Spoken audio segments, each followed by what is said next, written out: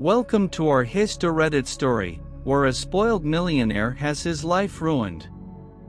All of this happened 5 years ago. In the beginning, I lived most of my life in Russia, except for the 4.5 years I spent in the eastern part of the United States, where I went to college for an engineering degree. After completing a year of national service, there were many good schools here, but I originally intended to move permanently to America. I have relatives who live in North America, so I was invited to stay with them during this time. In fact, I didn't end up with any of them because I'm tall and good at sports, especially basketball, which I excelled at in high school. I even received a small athletic subsidy even after I was enrolled, which made tuition a little more affordable for an international student, even though my parents were financially privileged while I was in college. It was during this period that I met future girlfriend Natalia, a girl originally from Connecticut and from a very wealthy family. She was studying fine arts and we met in an English class, starting our relationship. Natalia was a little further along in her studies, but we soon became an inseparable couple. I rented an apartment off campus for us to live together, as her parents' house was not far from the college, but she preferred to be with me, perhaps because she didn't want to take me home very often. Maybe her parents didn't approve of me or she wasn't sure enough to introduce me to them. Anyway, we had a good relationship, or so I thought, as Natalia never complained and always enjoyed sharing our experiences together. She was the first person in my circle of friends who had a selfie stick and loved taking pictures at every opportunity. Back then, I didn't have social media, but I created an account just so she could tag me in her posts. Eventually, her friends added me too, and since many people from my hometown also had social media, they found me too and added me to Natalia's circle of friends. In the group, people called me Drago, which was a bit silly, as I don't look like Ivan Drago. Natalia made no secret of the fact that she came from a wealthy family and had a trust fund that would guarantee her lifestyle for the rest of her life, eliminating the need to attend college. Her family owned a small hotel, and where she came from, that meant being rich like Steve Jobs, in a relative sense. So sometimes she would get bank statements in the mail, showing how much her trust fund had earned in interest and what her allowance would be for the month. This situation meant that Natalia was in no hurry to finish school. For that reason, despite being 23 years old, she was still only in her second year of college when we started dating. Natalia used to show these bank statements and leave them around the house. They didn't contain her full bank account number, they just showed the balances and the name of the bank. While my parents and athletics helped cover my expenses, I still worked on campus at the bookstore to earn money. On the other hand, Natalia didn't work. I didn't have many problems with her as she seemed like a friendly, good-looking person in good company. We had a lot of things in common to talk about and we had fun together, at least I had fun and I believe she did too. I wasn't sure if she had plans to get married one day, but I wasn't ruling out the idea either. However, something I didn't like about Natalia was the fact that she was very dramatic and easily panicked. For example, in a department store, if her favorite personal shopper isn't available, she'll act like it's the end of the world, throwing a tantrum. She was also a little rude to the restaurant staff. Another thing I thought was a little hypocritical was the fact that, despite being a millionaire, she liked to pretend to be poor. It's okay not to show off her wealth, but she tried to act like she was having a hard time and that she was living life on a shoestring. I believe she did this to look more artistic or bohemian. At times, it felt like she was trying to be someone she wasn't. Moving on, Natalia surprised me by talking about the idea of having an open relationship. I didn't know much about this type of relationship, but she explained what it was all about. However, I made it clear that I wasn't interested in something like that.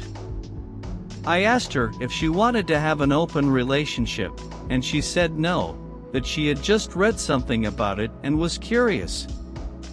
However, I now understand that she probably already had someone or some people in mind to relate in this way, but she hadn't told me about it. At another point, she told me that she had surgery to cut her internal reproductive organs, preventing her from having children. This came to a head when she was practically begging me to do a passionate hug without protection, and I became concerned that she might accidentally get pregnant. She showed me the surgery paperwork, emailing a PDF document she received from the doctor. This worried me because we had held each other intimately without protection, and I assumed I was her only partner, so I knew I was disease-free, but now I had this doubt. Despite this, we moved on with our relationship for a few weeks, and Natalia repeatedly assured me that she had no other partners, and, like a fool, I continued to hug her, unguardedly and passionately, all of a sudden. Although within a month Natalia will tell me that she needs to change, that our relationship isn't working out, I guess I'm sad to see her go.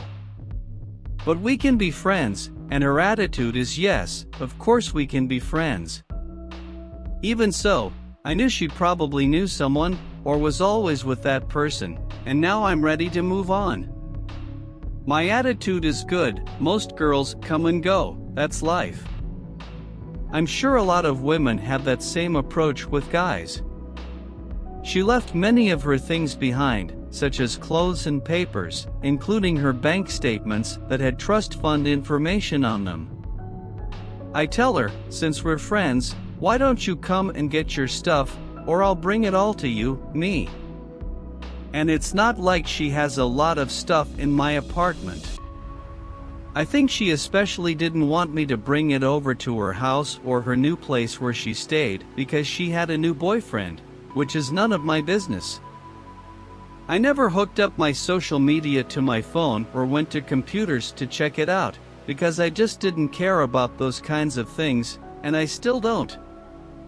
But I found out later that Natalia had deleted and blocked me on social media almost immediately after she moved in, and had gone through her friends and deleted anyone who appeared to be one of my friends from home. I was almost done with my degree, and the following year I completely lost contact with Natalia. While I never argued with her or had an official falling out, I assumed we just moved on with our lives. I got accepted to another school, stayed away from my college for a master's degree, and didn't want to waste time, so I hired a service to pack up some of the less important things from my house and bring them to my new apartment. I had bought a used car, so with a suitcase I could pack up for a few days while I waited for most of my furniture and other luggage.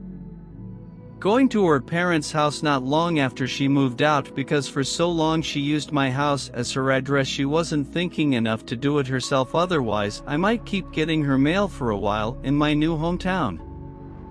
I jumped straight into studying and hardly ever went home except to eat and sleep. I never opened some of my boxes that contained things I wouldn't need, like old books or very heavy winter clothes, although they remained there in moving boxes. So after another year I had my master's and I went back to Russia. I am happy because I immediately got a job in my chosen profession. I sold my car and most of my internet furniture ran. I wrote what's in each moving box on the outside of the box. Boxes that didn't contain anything I needed right away were kept sealed the entire time I was in my second American apartment. When I arrived at my current home, I finally opened all my boxes and realized that I still had some of Natalia's old clothes from when we were a couple, 2.5 years, 3 years ago. I still had her old trust fund statements.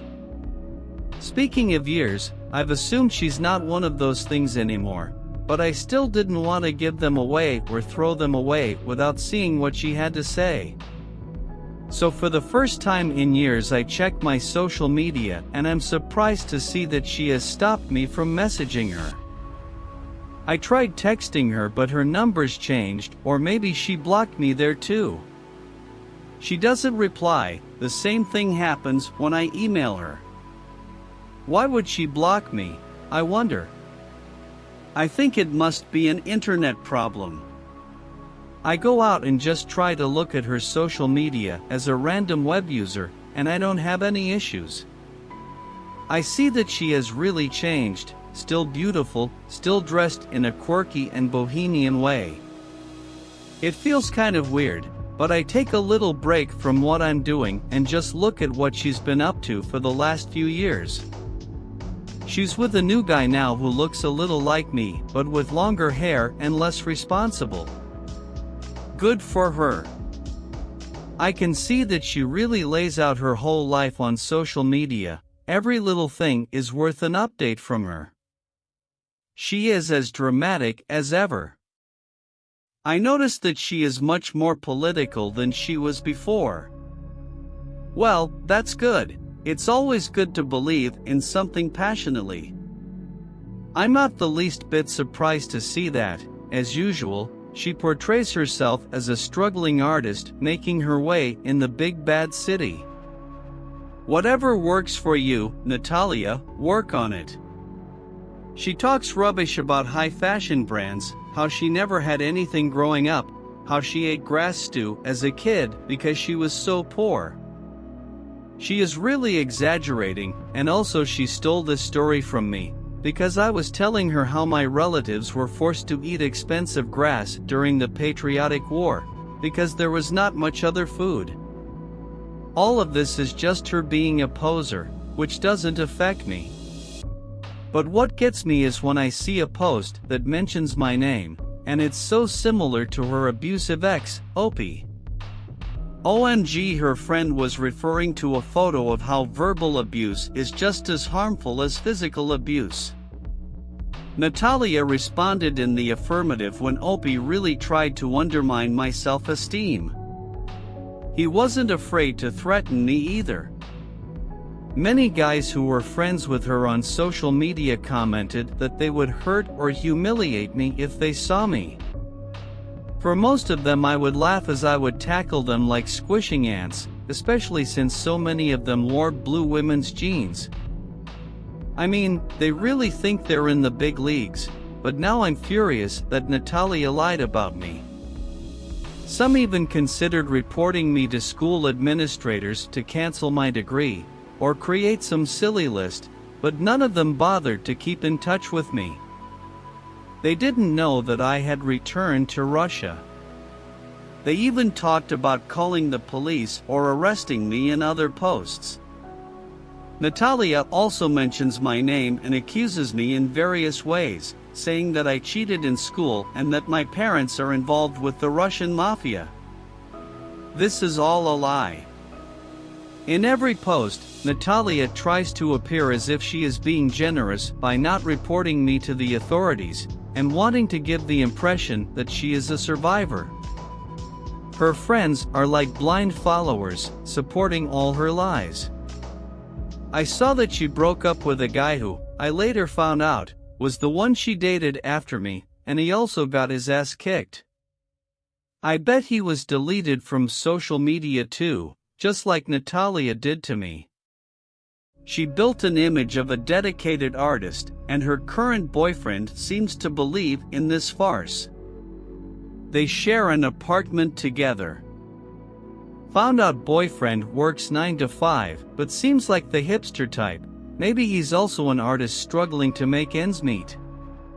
They are fully involved in activist causes, always talking about online funding for charity and noble things, and I'm not being sarcastic.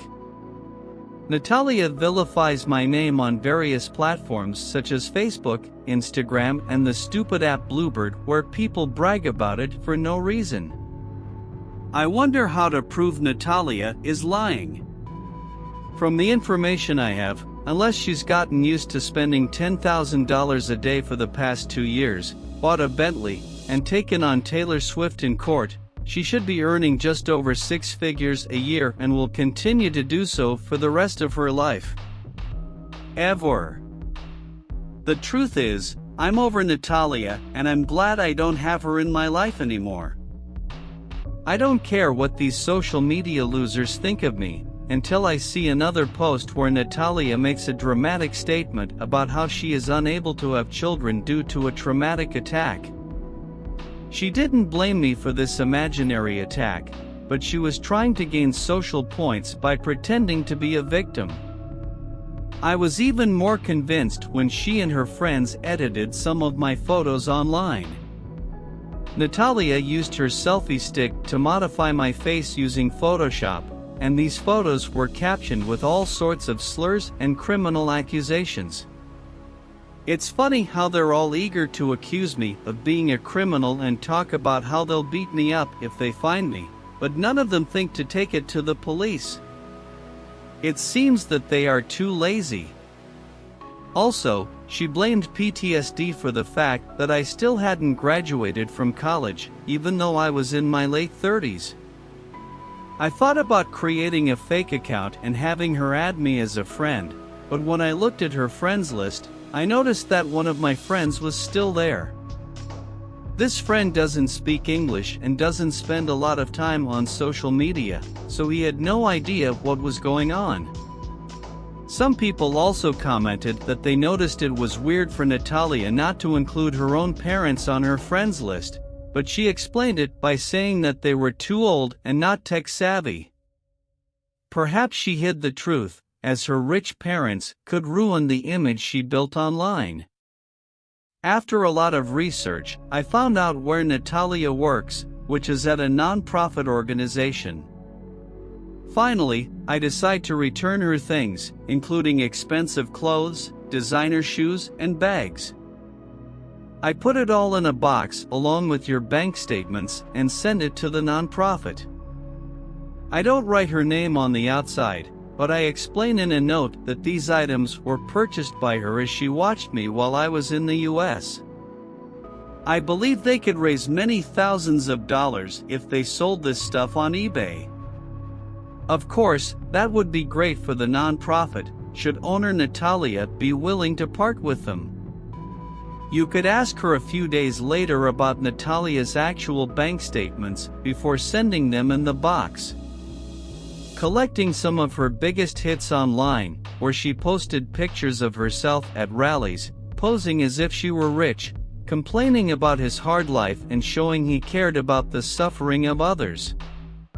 I combined these photos with scans of his bank statements, highlighting with emotion around his allowance and the amount of money he had, showing how much his funds would last forever.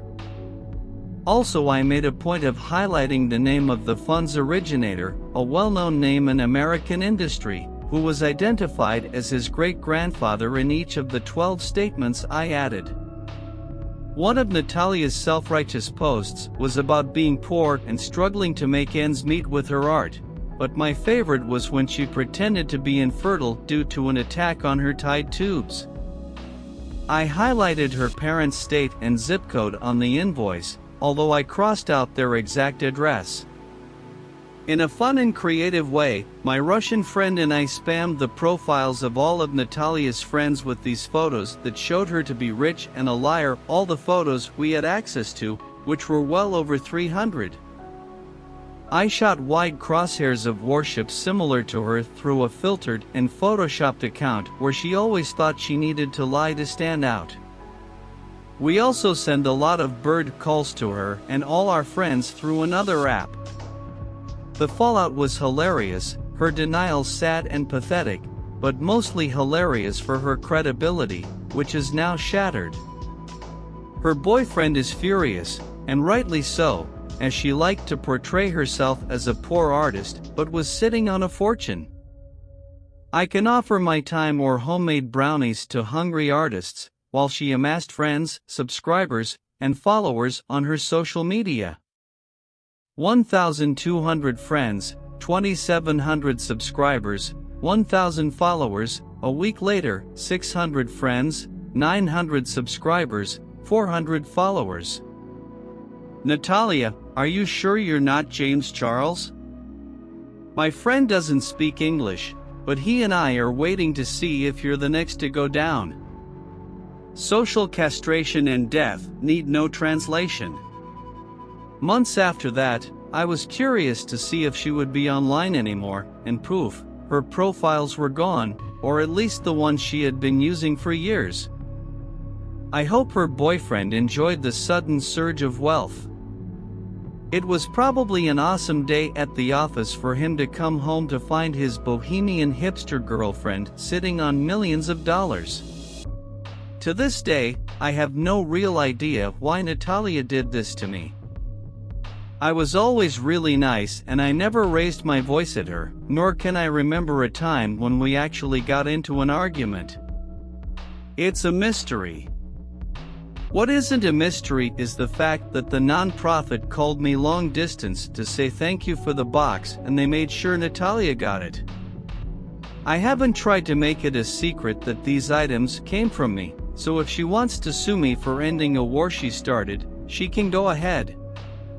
She will drown in her bunker of lies, and I will be dancing and walking, planting my flag in her Reichstag. Anyway, they said that Natalia tried to deny that the stuff was hers at first, but later, when she saw the bank statements, she tried to say that I bought those things and was trying to defame her. Yeah, okay, I bought a bunch of 9,000 euro purses and sent them to complete strangers, hoping to embarrass her. Eventually, she took the papers, making a stupid claim that they were fakes, but left the expensive items behind, pretending they weren't hers. For what it's worth, the people at the non-profit knew the claims were legitimate and told me that the girl who called me from the non-profit was asking me if she and the other girls could have the items. I reminded her that the items were Natalia's, but if she abandoned them, then go ahead. I asked if Natalia still worked there and if I could talk to her. Oh no, sorry, they told me Natalia moved back home with her parents. It must be nice to have such a luxurious room. Fall back, trench, live by the sword. Natalia likes to be impaled on it. Hope she enjoyed finally getting her things back. From Russia with love, this revenge story is colder than a Russian winter. What I love is that Opie took down a fucking millionaire on the other side of the world. I mean, this Natalia was literally someone with money for you, but Natalia in Soviet Russia only had a little money for you. That was our /Prorevenge and this is our /puppy bloopers. She was also a bit short and rude to the restaurant staff. Maybe she was already doing these things with one of them, or maybe Natalia had her reproductive organs surgically cut out. I was almost done with my degree. It's been so long now that I can see that she really put her dog first. What do you want, dog? Do you want a dog? Natalia responded. Hey there, people of HistoReddit. Did you like this amazing story full of twists? If so, be sure to subscribe to the channel so you don't miss any of our exciting historical content. Just click on the subscribe button and turn on the notification bell to stay on top of all the news. We count on you to continue sharing fascinating stories. Until the next video.